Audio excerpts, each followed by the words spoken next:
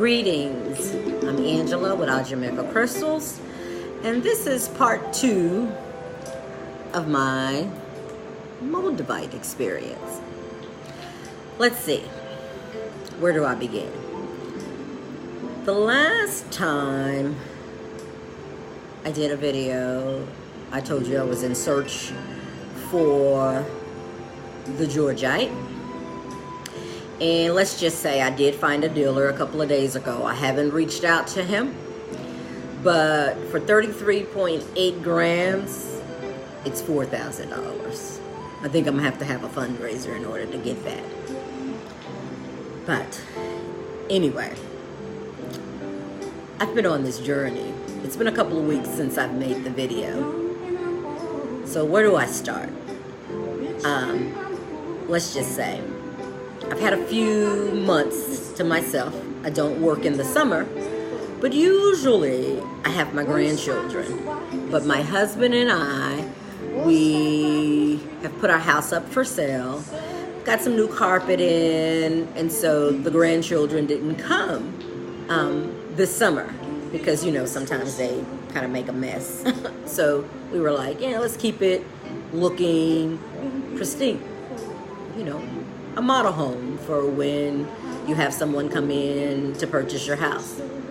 So anyway, with that being said, I've had some time to just do a lot of soul searching. And like I said before, at the beginning of the year, I opened up my online crystal store, and my husband had surgery at the beginning of the year, so I've been meditating a little bit more. It's been an amazing journey. So, Mother Tainetta is one of the wives of the Honorable Elijah Muhammad. And before he departed, he wanted her to do some research on the stars, you know, astronomy, the other planets. And so let's just say, although the Nation of Islam is embedded in my DNA, my grandmother was in the nation in the 1930s under Master Farad Muhammad. There he gave my family the name Yasin. But my father joined the military, and so I was born in another state, so I didn't really have that connection, but yet I did.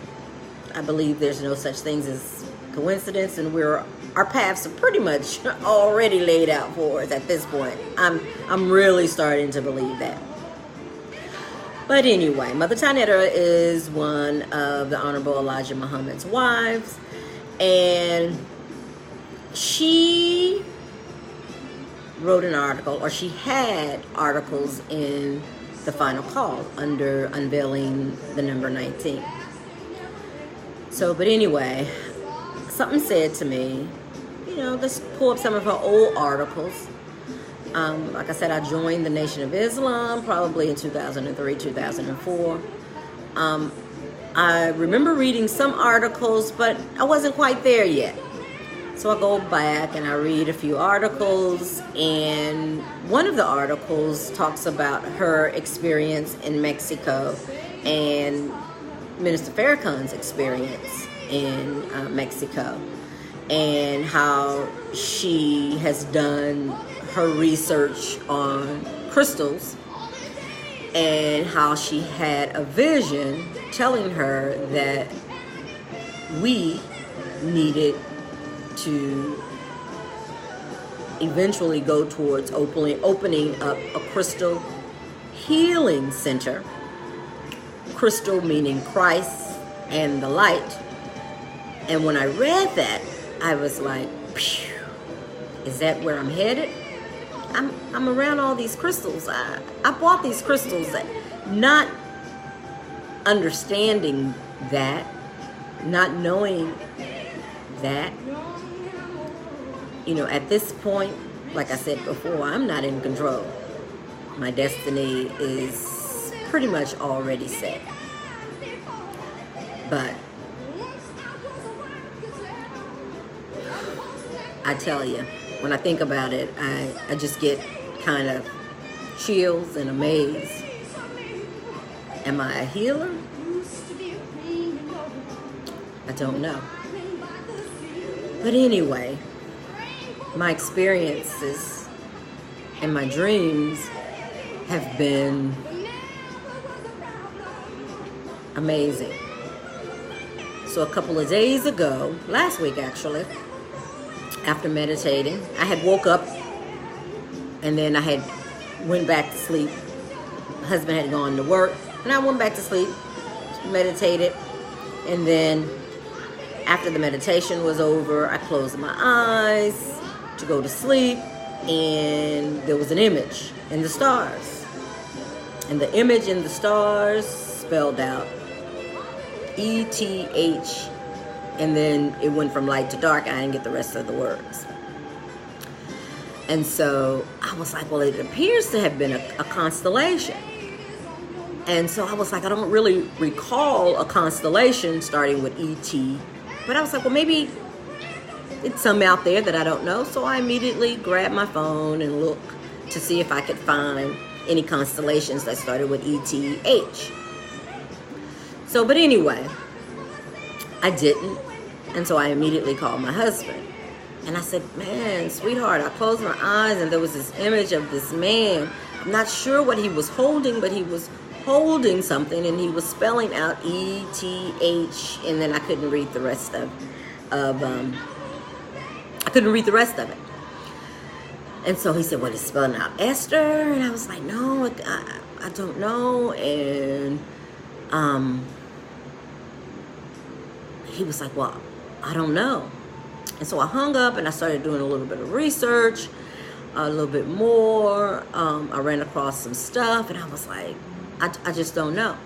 So my husband calls me back and he was like, was it ether? And I was like, it had to have been ether. And he said, was the guy you saw, was it thought? And I was like, I heard my husband talk about him earlier in the year. I think his son sent him some information on the emerald tablets. But, you know, I listen to my husband. My husband's into ancient aliens and some of that stuff, he, you know, kind of goes over, it's kind of over my head. I'm like, I got to catch up, I guess. But of course he had surgery. So, you know, you just, you know, you take certain things with a grain of salt, or I'm just not there yet. And so I said, I don't know. So I did some research and I was like, it had to have been him. And he was spelling out ether, ETH, come on now, ether. And so my husband tells me that Thought was an ancient Egyptian deity that is supposed to have created the pyramids, and he was able to create anything just from matter, from the ether. And I was like, whoa, he came to me in a dream? And just, 2 days ago, I started looking into other people maybe having it, and they were like, yeah, it's a sign of a spiritual awakening. So I was like, whoa. It's amazing. Am I supposed to have this crystal healing center? You know, since my husband has had surgery, we bought a Tibetan bowl and a tuning fork, and I would lay him down and I would adjust him. I would tune him, because, you know, the outside world takes us and it just shocks us sometimes, what's out there. You know, sometimes we'll come home and our spirits are not right. So I would lay him down and you know, tune him up, relax him, you know, put some crystals on him. Is this where I'm going? But anyway, so that particular day I did that to him. One particular day I did that to him. And he said, lay down, sweetheart. Let me attune you. So, what was this, last week? So I lay down and, you know, I put crystals, on my chakras, and just, I had also bought these cylinder, Egyptian pharaoh cylinders, and I put crystals and I put my little small Moldavites in there. So, phew, I'm in the cosmos. That's all I can tell you. So I lay down, and as I lay down, all of a sudden I see all these colors around me, like I'm in space. I mean, I know about the unseen world, and my husband had mentioned to me one time before that the colors are already there, but they just don't show until the sun shines and then a little bit of rain. But I basically saw just this beautiful aura of colors just swarming above me. And I'm like, we're in space. None of this is real. And he looked at me, and I was like, the minister talks about things being an illusion, and Elon Musk talking about we're in a simulation. And I'm like, I'm starting to believe that. Just, we're in a prism of color, and the powers that be have conformed us to a world of what they desire. Phew. I mean, a lot of people might have already known this, but it's kind of like, this is where I am. Trying to go to a place where I have peace of mind without having to be shocked by what I see in the world. Me being black, they say in my DNA is my ancestors, the pain. And I often think about the fear that they had. The fear, if you have this fear in you, there's no way you can think about peace of mind. Just being able to create such a negative imagery, negative visual imagery of this world, why would anyone want to do that? Police violence and all of this stuff, just to see it shocks your system. I want peace of mind. I want real peace of mind. And I believe that it's coming. We create the world that we see. I just think it's time for me to take back.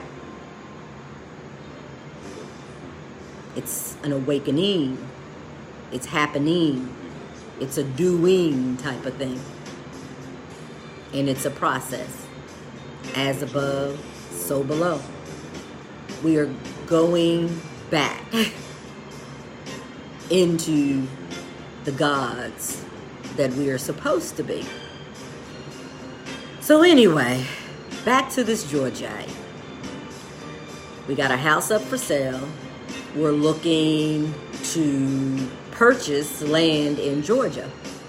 Now I'm starting to think about this Georgia belt. If you don't remember, it's Georgia gold belt. If you don't remember from my last video, I talked about the Gemstone Chronicles and how this guy bought the mineral rights, and I found out about a Georgia gold belt.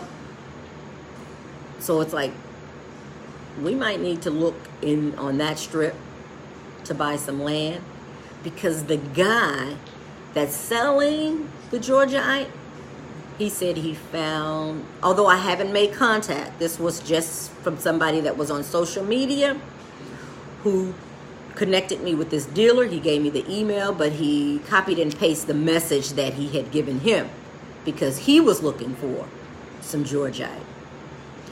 But he said it was $4,000 for 33 point, I believe it's 7 grams. And the guy said that he found the georgiite on his property in central Georgia, on his farm. So it looks like we're headed towards Georgia to buy some farmland, and just maybe there's some georgiite there, because $4,000, that's a lot. At this point, like I said before, I am not in control of this. I'm wheeling things into existence, but on the other hand, it's like my history is already written. It's written in the stars.